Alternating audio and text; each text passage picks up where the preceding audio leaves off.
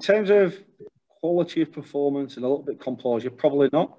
But in terms of character and desire and showing the spirit of 2005, which was our strapline leading into the game, they showed great desire. We had a lot of disruption during the course of the match. You know, we'd used all our subs that Castleford had with, 12 minutes to go. Then boys always out there, they're playing with bumps, bruises, niggles. And to stay honest and keep moving and keep defending the way that they did, the players deserve all the credit, along with the medical staff and the strength and conditioning staff. Probably the period around half-time, to be honest. I think, I just said the players in there, I just thought we were fantastic today. I thought the courage we showed, having been here on Thursday night, finishing at heaven only knows what time. The boys didn't get home till 2 o'clock on Thursday night.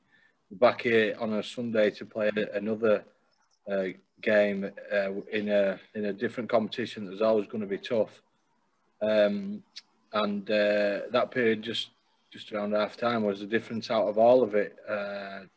They scored from an intercept, and then they score straight after half time. They're always difficult to defend when you keep the ball too far on a kick and they get a tap 20, and then the score there. Apart from that, nothing in it. I thought, we created some really smart tries, a little bit of decision making towards the end, but look at what was going on there. Both teams were absolutely busted.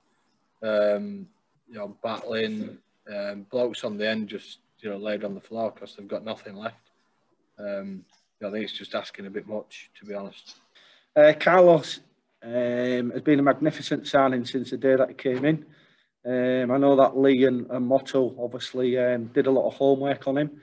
He's a player with great pedigree, a junior Kiwi international, and had some time at the Warriors and Newcastle Knights. And when we brought him in, his best years were definitely in front of him. I think what's happened with Carlos is he's got comfortable playing in Super League, and his level of consistency has been outstanding in all the time that he's been with us. Very, very competent player, comfortable in the half-back positions, but, in the top 3 or 4 centres in the competition, in my opinion, just playing such a high level. It's great to see. He's been consistent for us all the time he's been with us. He's a player who comes in every single day looking to improve. He works hard at his game. He's become more robust, doesn't miss many games, touch wood. Brilliant athlete, and he's just someone who I've really, really enjoyed, coaching and what's developing to the player that he's become. He's settled in Hull, he's got a young family who are happy in Hull, which is a big part of it. And, he'll go down as, one of the great overseas signings for Hull FC, and, great bit of business for the club, to get him secured for 4 more years. That was so difficult for the players to do all that. And then we've got a couple of young front rowers out there having a real dig today. Thought they were great. Losing Josiah Feckie like we did, and then losing Grant Millington. We're struggling because we're playing with one half-back, and Danny's doing a great job, but he was injured as well for a large part of the game. So, yeah, I was really proud of the boys. Thought it was a huge, huge effort, and we could easily have won that game. It went away from us for a couple of different reasons that I've already mentioned, but we're not going to have a pop at the boys for anything there today. I thought we had a real dig at that. It came into sight for us today. That was something which I learnt from, John Keir back in 2005.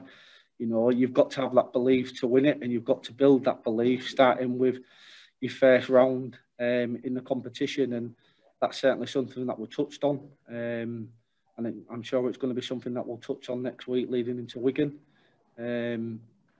It brings out the best in us. It's something which is close to our hearts, because we've got a number of players who've actually won the competition in 16, 17. And when you win a competition like that, very, very special, and it motivates you to try and go and get it again. And that's what we'll be looking to do next week. Obviously, we play Huddersfield a week on Thursday, which is probably a bit utopia for us, to be honest. Get the boys fixed up and freshened up, and then we'll look after that game when it comes around. No, I think it's going to be important that we reflect on what's just happened to us over this last go on. We lost by a couple of points the other day, and then obviously today it's been a disappointment. I mean, since lockdown, I can't describe what we've had thrown at us. To be honest, it's been unbelievable. But you know, the world's a crazy place at the moment, and it certainly is in the way the things we're having to deal with, and you know, we're just trying to do our best to come out the other side as a better team, and I think we probably will, for a few different reasons. They're putting the heart and soul into every collision, every contact. With, like I say, 10 minutes of the game gone, you know, the information's come back from the physio that Mano Mao's struggling, you know, Rato Nalego's struggling, you know, Gaz Ellis is struggling. We've run out of subs because we lost Jamie Shaw with a HIA, you know, then Rato comes off with a calf, and Albert Kelly, you know, looks like he's done a hamstring. The boys are doing it really, really tough. And I just want to pay credit to, you know, Daryl's team as well. They had a real psychological blow leading into our game, you know, losing at the death like they did. And to put in the performance and the effort that they did today shows that the cup brings out something deep inside you where you are able to find a little bit more. And I thought, you know, Castleford, great account of themselves, you know, they was in the same boat as us. Plenty of busted bodies, having to back up on a short turnaround, and you know, I thought it was a real nail-biting cup game, and you know, I'm just glad that we got on the right side of the result. It's hard to know exactly what you need to do to achieve something, isn't it? Because you know, I mean, is it 70%, 60%, 59%, 69%? Who knows? I mean, I have absolutely no clue this season on what you need to do to be successful. The Challenge Cup's the only thing of any certainty, and we're out of that. So we're certainly not going to win that, are we? And that's, you know, that's really disappointing. I think it's going to be really hard for anybody to win two comps this year. So there's going to be an impact somewhere, I think, for the teams who go to the later rounds of the Challenge Cup. For us now, we've got we've got the league to go for, and we're not in a fantastic position, but I don't think we've been pretty good this year without actually getting what we want. I think we've been super lucky. Not today.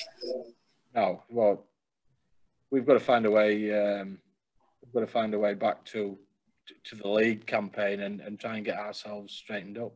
Imagine, you know, I mean, playing a game of rugby league is unbelievably physical. And you go Thursday, Sunday, and then you're asking players. I mean, you look at what October looks like. If you actually look at what October looks like and November looks like, then this is what is going to happen.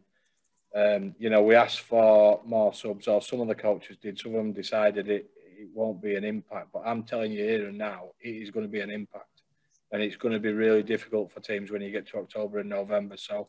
If the coaches that complain that are saying we don't need more subs are in the Challenge Cup in October, then good luck with that, because that's going to be really difficult.